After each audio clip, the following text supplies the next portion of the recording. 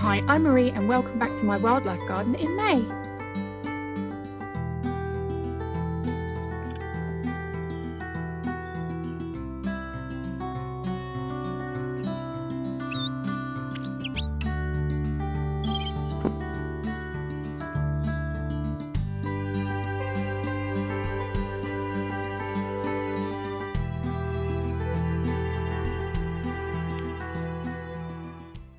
So we're starting out in our little tiny front garden this morning, and even though it's just a few feet, this is where we get the most of our wildlife. So this is where we have our main feeding station. This is our suet ball feeder.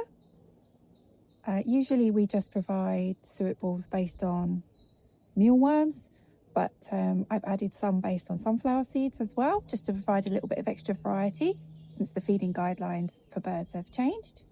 And we've got a brand new feeder for mealworms. So we've gotten rid of our tray feeder along with the new guidelines from RSPB, and we've got this new hanging feeder for mealworms. I wanted something that enabled me to feed mealworms not on the ground. So putting mealworms on the ground is really bad for hedgehogs.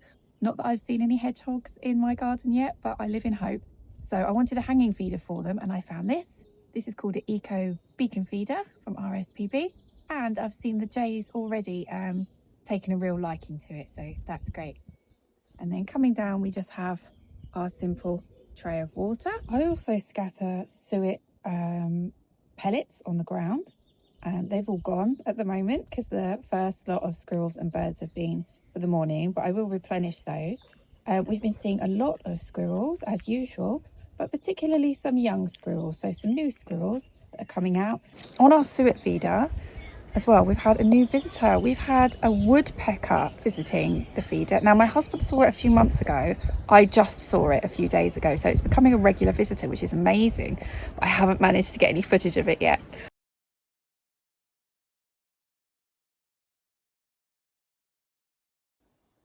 So here is our little back garden.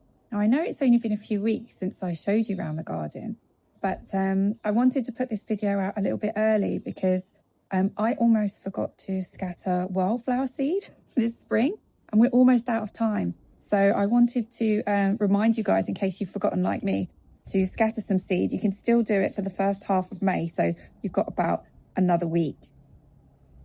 So if we look at more at the lawn today than normally, I try to leave in daisies, dandelions, all that sort of thing, because it's really helpful for bees, other pollinators at this time of year. And it's also really useful, if you can, to leave a patch of your lawn really long. We only leave this little area around our apple tree long because our lawn is so small. You can see here, it's gone flat where the cat sits. The cat absolutely loves this grass. But leaving grass long is really good for insects and small mammals, and also it allows wildflowers to grow. If you come around here, you can see some forget-me-nots that are growing in there at the moment. We didn't plant these, they just self-seeded themselves from the borders, which is where I normally scatter wildflower seed. So all I've done this time with the wildflower seed is wherever I found a little patch in the borders that was looking a bit bare, I just sprinkled some seed. There's quite a few bare patches around here, around where the pond is, so I've mostly concentrated it there. If you have any hedges in your garden, it's best not to cut them back until September because of nesting birds. We don't have a traditional hedge as such, but we've got this huge jasmine bush, and this is where our robin lived over the winter. So there is a potential for birds to be nesting in there. If you do need to cut it back, because it's just getting a bit too much, just make sure you're very careful. Check before you start and just use hand tools instead of power tools. Coming down, we've got our huge lavender plants, which are just starting to flower. You see that there? And that's going to smell amazing. We've then got our little pond in a bucket. So anyone can pop a pond in their garden or on their balcony. It doesn't matter how small your garden is. And also, if you're renting, you don't need to make a permanent change to your garden. You can make a little mini pond like this, which is just in a large bucket. We've had ours for about a year now, and you can just see, these little sort of pads on the top there. That's frog bit, which I thought had died, but it's come back, so that's lovely. Ponds are a great addition to a wildlife garden. They're really easy to make. I'll put a link above to show you how we made our little pond in a bucket. And it provides shelter and breeding grounds for amphibians and lots of aquatic bugs. We've got pond snails as well. And around the outside, we've got all of these logs. So if you want to increase the different types of habitats in your garden, a good way is to pile up stones, twigs, or logs in an area which provides shelter and breeding grounds for lots of insects, also shelter for amphibians. When I was out here earlier, I did see quite a lot of bugs. You see there's a little monkey pea down there. They really like these logs. If you don't have a pond, don't worry, we didn't have one for ages. But it's important to have some sort of water source in your garden. And before our pond, we just had a very simple bird bath and bee drinker.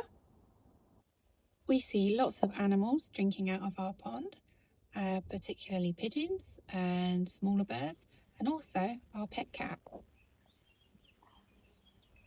Coming up here, we have our bee and insect hotel. We just got that out of the shed last month, and hopefully a solitary bee or some other kind of insect will find a home there.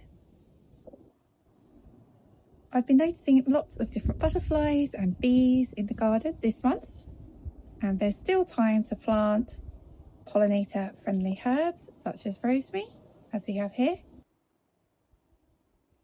We do have some fruit in the garden. This is our apple tree, and it looks like it's going to be producing lots and lots of apples this year. As you can see, all these little swollen bits here are potential apples.